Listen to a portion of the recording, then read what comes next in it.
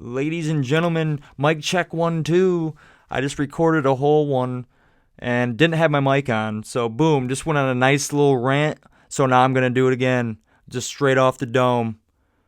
Anyway, Rutgers last week went to the game. Electric in there again in the big house. Student section was a little empty. It's whatever. Early game. Actually, it was 3:30. Um, it was electric in there in the first half. We were looking good. We're throwing the ball over the middle. Eric All had a pretty good game. Some of the receivers did too. And then all of a sudden, boom, second half comes out. Just come out flat. We're coming out very conservative, not trying to just put our boot on their neck and just squish them like a bug. And we couldn't run the ball very well in the second half. Just because we keep calling the same play. Like, hey, run it outside with Blake Corum a little bit. Start gashing them on the outside with some swing passes or some sweeps or just stretch play with Corum. And then you come back with Haskins and you can start thumping them through the inside. And, we actually threw the ball over the middle a few times in the first half. From what I recollect, I was, little tipsy during the game from tailgating. But, sometimes the biggest plays come over the middle. If you watch some of these great offenses in college football, they're able to throw over the middle. They're not scared to, which I know philosophy-wise, like, the middle of the field's a dangerous place to throw the ball or whatever, but still, you got to do it. If you see those two high safeties, that's where you're going with it. So it's very, it's raising more question marks on, do we believe in Cade, or the coaches believe in Cade? Can Cade make those throws? Which we still haven't been able to get any answers on that because we barely throw the damn ball. And I thought last week was going to be a week that, we were going to see a little bit of that. Especially going into the second half, I'm like, oh, hell yeah, we're going to throw the ball around a little bit. And no, I was very wrong. We're going back to the Jim Harbaugh. We're going to be very boring. So this week, but I am happy that we got the dub. We squeaked it out, and that's okay. I'll take a win all day. This week, though, going to Madison, though. We're going to be, I think Wisconsin's got one of the better defenses against the run in the entire country. And correct me if I'm wrong in the comments, but I'm pretty sure they're like top 5. I'm spitballing here, spitting it off the dome, but I know they're one of the best defenses in the country, especially against the run. So we're not going to go up to Madison and just pound it out. Their defense coordinator is going to make Cade throw the ball because clearly, oppositions probably don't think, dude, this guy cannot throw the ball. We're just going to make him. We're going to load the box, make him throw it. So the game's going to be on his shoulders, I think, tomorrow. I do think it's going to be a low-scoring game, probably about, 16-13, or maybe like max someone's going to get 20 points. The winner, whoever's the first to 20, I think wins. I'd be surprised if it's a shootout, but you never know. It's college football, but I don't think Wisconsin's offense is that good either. Their quarterback's been turning the ball over quite a bit, but we've seen crazy things happen, and he can come out there and light it up. And I do like the one thing, I forget the player, I'm drawing a blank right now, but he came out and said, hey, we're treating every game like we're the underdog, which I've always thought that Michigan should have been doing that in the first place for like the last couple years. Everybody's hyping them up, or not even hyping them up, they're just dogging on us, really. And that should give you a chip on your shoulder, and that should piss you off going into every football game.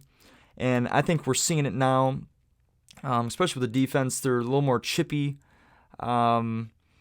Even like Ross, he got a shoulder injury in the Rutgers game, and they wouldn't let him back out there, but he was itching to get it back out there. He was doing push-ups on the sideline. Like, those are the types of people we need on Michigan's team. Just straight dogs. We've had dogs in the past in the Don Brown era. Sorry. But, we need to start getting those Michigan guys, and we need these people to be like, Jim's our coach. We're going to back him. We're sick of the media dogging on him, everybody dogging on him all the time. Let's go out here and have our coaches back, because I feel like he's always got the players' backs. He never lights anybody up or anything like that. And I don't know, man. I think we're seeing a shift with these Michigan players, and I'm really enjoying what I'm seeing. But we just have to execute and take advantage of mistakes and create some turnovers as well. Because I really do think this team can be good.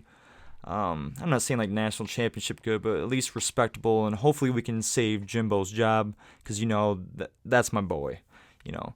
And that's the thing about this game coming up. It's either, let's say we go there, we win. They're gonna say, "Oh, Wisconsin's bad," or there's gonna be two types of people. There's gonna be people that jumping back on the bandwagon. I'm gonna be the conductor in the damn train on the Jimbo caboose, just choo choo. I'm riding it to the highway to hell. If he's leaving, then so be it. But I'm going down with that ship. And either people are gonna jump on or are gonna say Wisconsin's bad. Media's probably going to say Wisconsin's bad, they're overrated, all this stuff, but it's a step in the right direction if we go to Wisconsin and beat them there. I don't care how good or how bad they are, because it's a tough place to play, and they're always a tough team. It doesn't matter how good or bad they are. To me, it's kind of like even like Penn State or even like Northwestern. It's not just some pancake. Like the Big Ten is no joke right now. There's a lot of good teams, or at least tough teams. I'm not saying they're going to go win a national championship or anything like that, but just still, there's teams that you could slip up against or just get beat by because they're good. And, there's just so many question marks around Cade, and hopefully we get some answers this weekend, and hopefully, I'm rooting for the guy. I'm not rooting against him. I know a lot of people want to see JJ out there, which I understand, but,